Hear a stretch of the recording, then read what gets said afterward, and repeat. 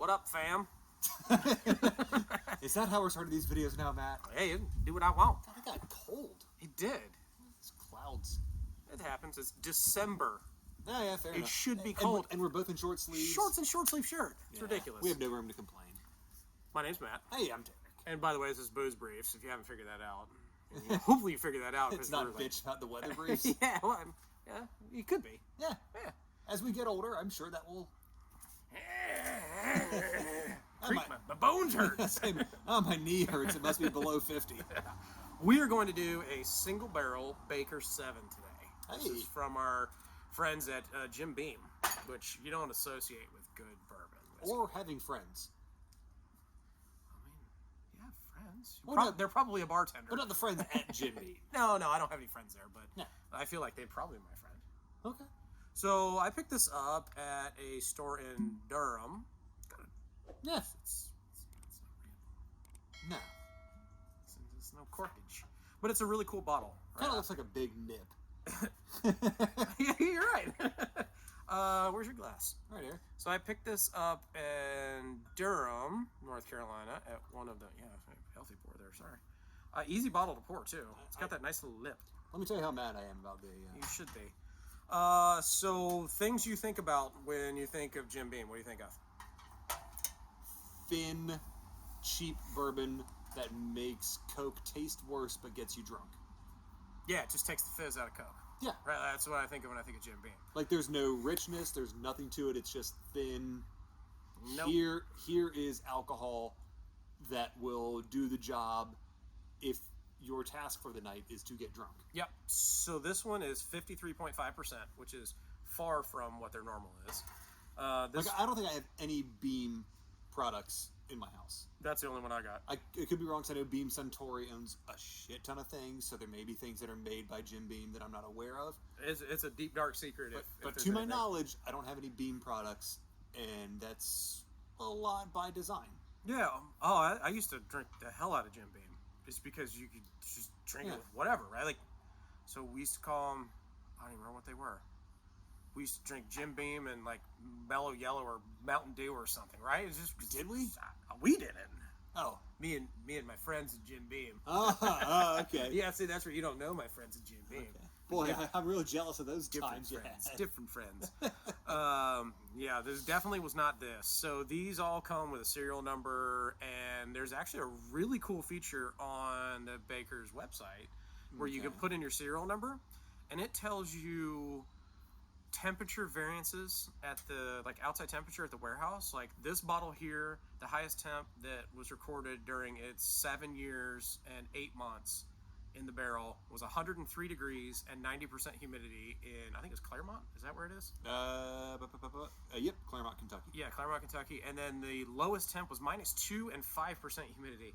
That's cold and that's hot.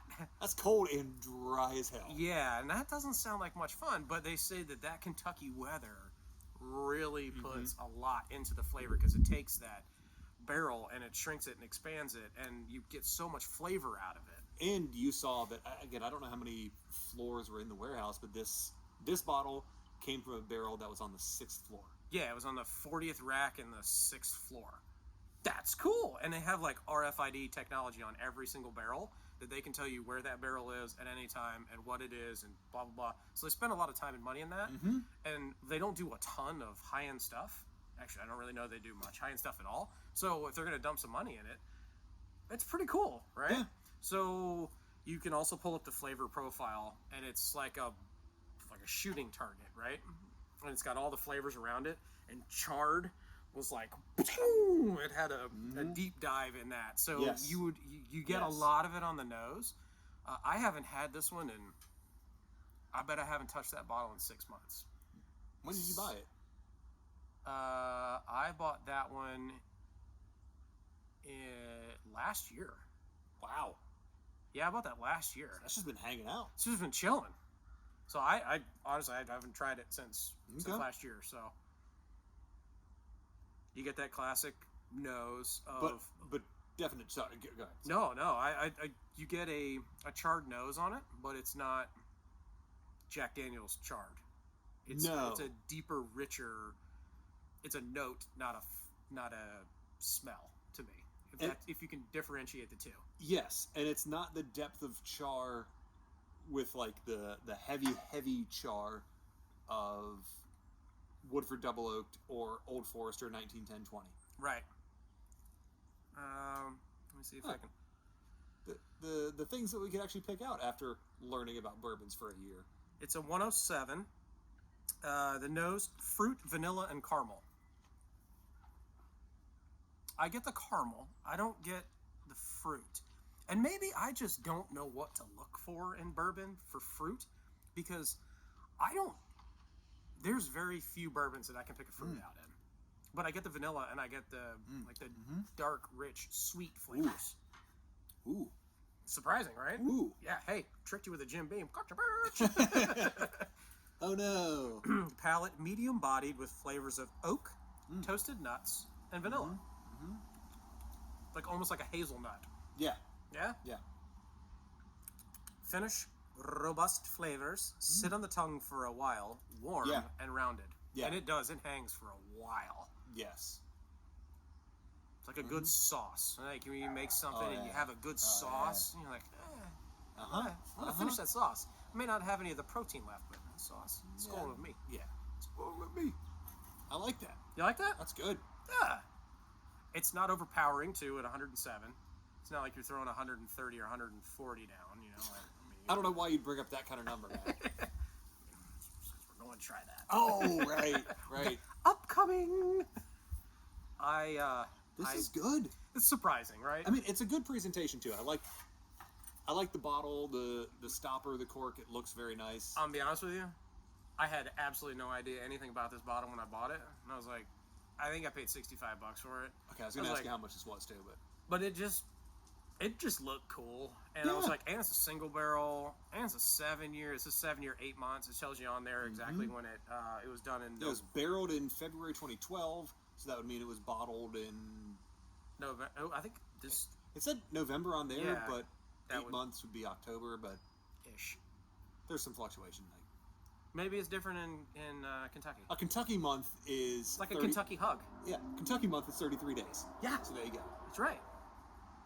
I agree. Don't look up a Kentucky month on Urban Dictionary from your work computer. Yeah, might be a little NSFW. Yes. That's how I like it. But that's good. I like that. Yeah, it's not bad. I was surprised with it, and I said, I'm going to save this, and because I want Derek to try it. I think it'll make a good review, because if you tell somebody you've got a 7 year Jim Beam, they're going to be like, well, you're an idiot. You kept Jim Beam for 7 years. Why would you do that? Because obviously you don't understand how this works. It's not that you just keep it for 7 years, and now you have a 7 Not year. everything gets better. Your Yeah. Robert Mondavi Private Select that you paid $8.99 for doesn't get better with time. It's toast. Yeah. If you didn't drink it the week you brought it home, then it's toast. Yeah. I'm going to add a little bit of water here. I do get a lot more fruit on the nose after tasting it. Yeah. And I found that's pretty common. Like, for me... But is that a subconscious thing you're telling yourself to look for the fruit? It could be. Because that, to me, is the only reason that I smell fruit in it. Except for, like, the Woodford, like we said. I get cherry. But I also think, like, there's that relationship between your nose and your palate. Of, like, once I've had something on my palate, it kind of opens it up and gets me used to what's coming next. I can see that. So. But again, that could be all in my head, and it could be a bunch of bullshit. That could be it. I think that the water adds spice to it. I think it takes some of the flavor away.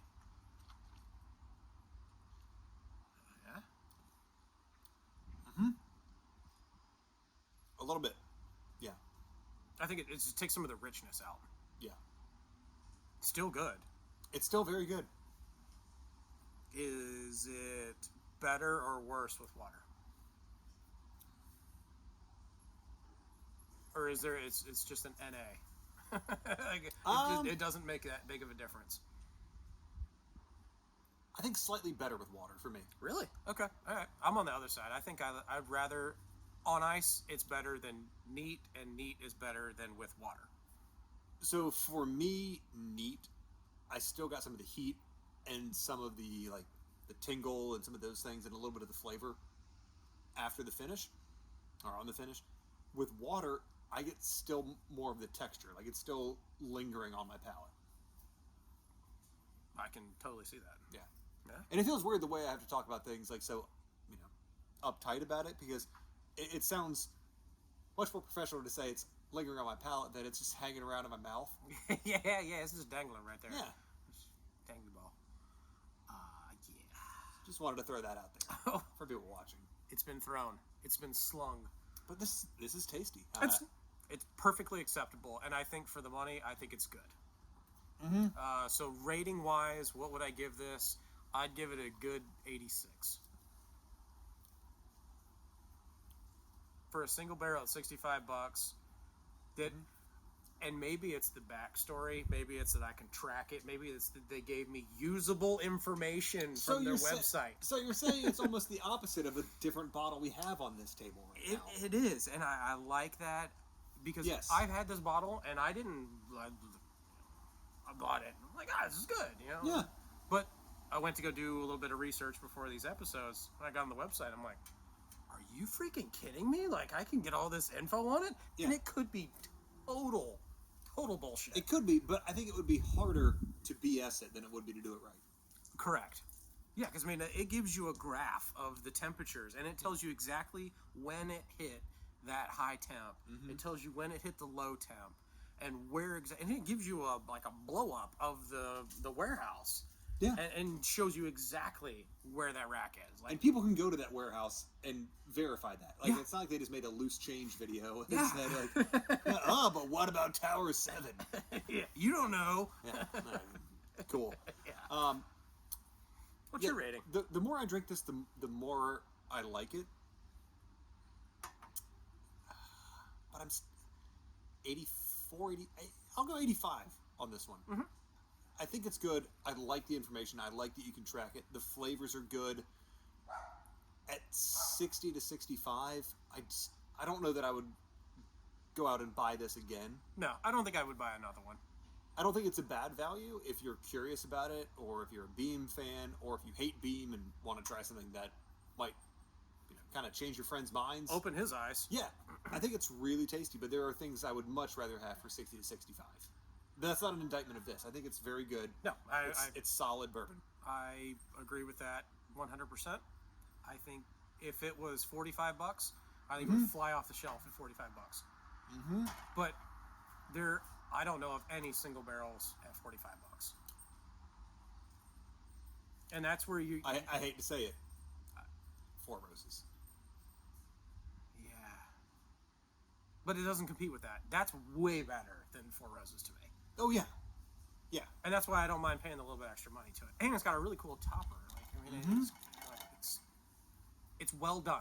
Yes. All around, I think it's well done, from the marketing to the bottling to the product. Yeah. I think it's a fair market value. It's a cool story, and as folks who enjoy whiskey, and I assume if you're watching us, you enjoy whiskey too. Otherwise, we just really like us, and hey, cool, like married. Samesies.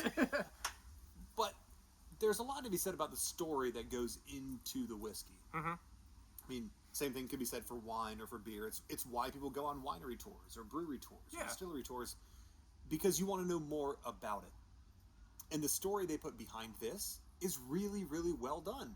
So if you can put a good story behind something, that enhances the experience. If you put a shit story behind something, it detracts from the experience. Yeah, I agree. I think you throw too many buzzwords at something. Yeah. It just, I immediately go, you're trying too hard for a reason. Yes.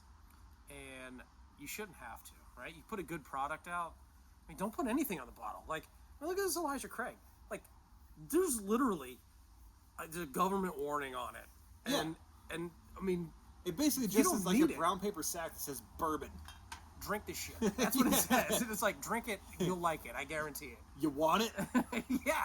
And you don't have to put neon lights on your stuff to make it work. But when you do it right, like they've done with the Bakers, I think it helps. Yeah. Just kind of makes you feel a little bit more warm and fuzzy. It kind of gives you that Kentucky hug. I thought you were going to go Tommy Boy and say the guarantee is on the box. That's right. You could put a piece of shit in a box and put a guarantee on it, but you're still buying. Because you're not going to try to stick your head up a cow's ass. You'd rather take the butcher's word for it. That's true. That is true. I do love a good steak. All right. Well, that's all for this video. Yeah. So Jim Beam. Who knew they could make good bourbon? Yeah. And they do. All right, guys. Well, go pour something good in your glass. Maybe it's this. Maybe it's something else we have on the table. Maybe it's something we don't know about that we should know about. If it is, tell us. There's a comment section, like down here. Over here. I'm like, yeah. Over here. So leave us a comment. Please. Tell us, what should we drink next? Till next time. Cheers. Cheers.